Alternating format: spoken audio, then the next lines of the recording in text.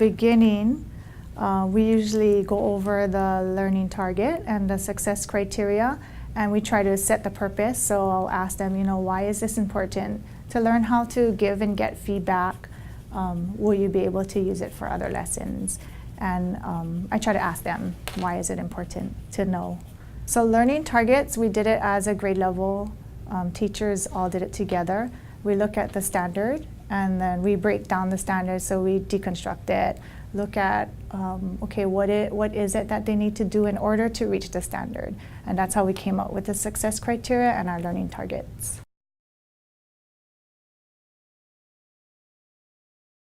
The modeling, just seeing how you would give feedback and also how we use the criteria to give the correct feedback. So modeling direct instruction first, and then giving them the time to actually try it out and practice with us being there, with the teachers being there, and giving them instruction or direct feedback right away of, okay, you need to do this, or you didn't do this, or I like how you followed the criteria and you went down each one, and now what are you going to do with this feedback? So just being there as a support if they need you, giving them feedback if they need it. Just like in coaching, when you coach, you're watching them and you're giving feedback right away.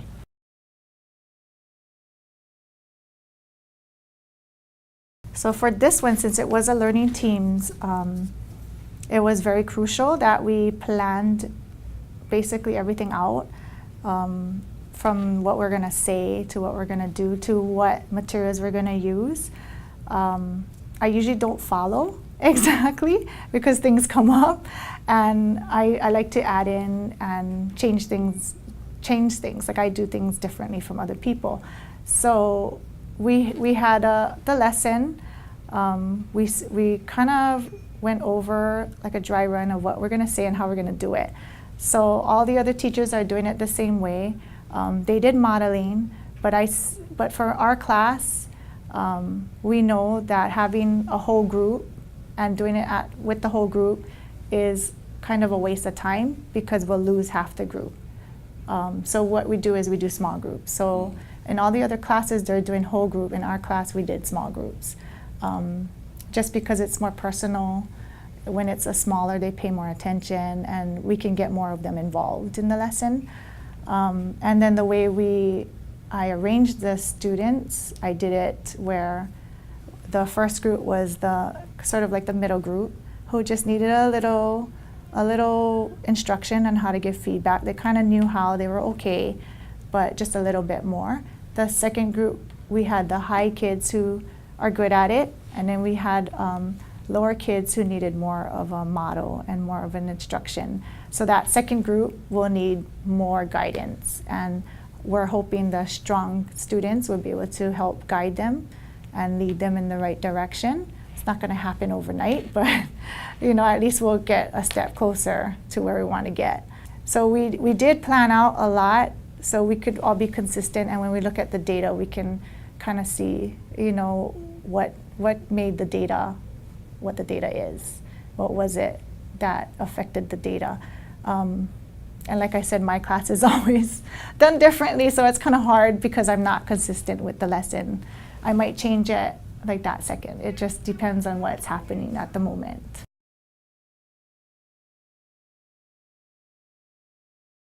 I brought out the effective learning poster. The whole school is trying to get all our students to be effective learners. They have to be their best teachers, and all those qualities that make an effective learner. So we're all going over that.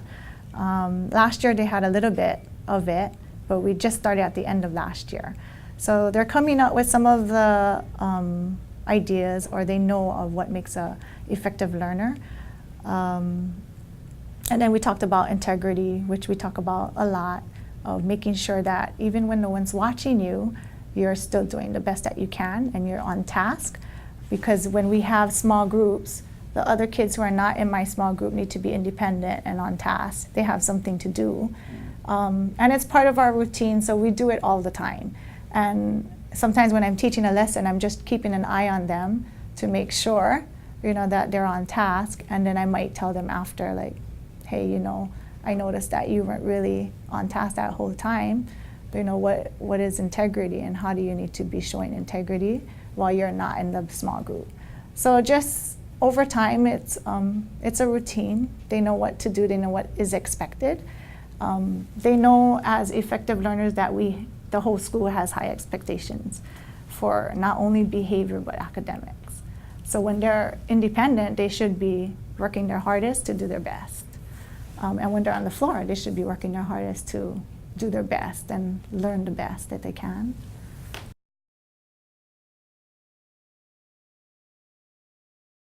For my class, we try to get them more engaged by asking more questions and having them do more things.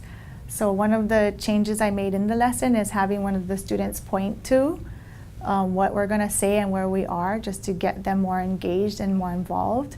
And another change was having the class read what they're saying. So in the lesson, we didn't have the class read it, we just was modeling.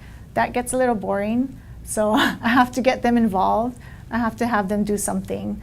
I also ask questions along the way just to make sure they're up and they're focused and they're watching.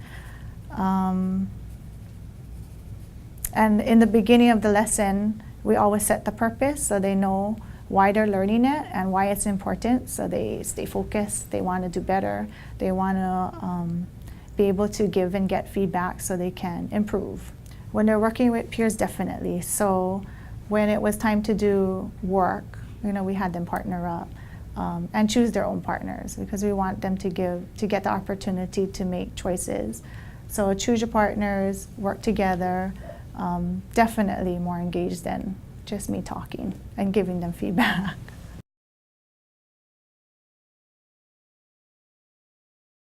So in the closing, we brought up some students to discuss, how did this feedback process help them. They were able to say that they're going to pay more attention to the criteria now. They know that they need to have all those things.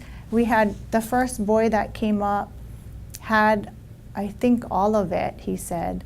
So he didn't really need to make any changes to his paper, but it did make him aware that you needed to look at the criteria in order to be successful. And he also learned how to give feedback. And then the second one, there was a lot, he said there's a lot missing. I go, yeah, there is a lot missing. Your answer is correct, but in order to get the MP and ME, we can't see what's in your head. So do you see how important it is to go over the criteria? And he said, that it helped him, because now he knows what he needs to add to his paper to make it a strong paper. Where before it was correct, but without the evidence, it's not strong. So I think that really helped him. And then, to get them engaged too, we have students come up and share at the end and the closing, just to see what they felt about the lesson or what they got out of it.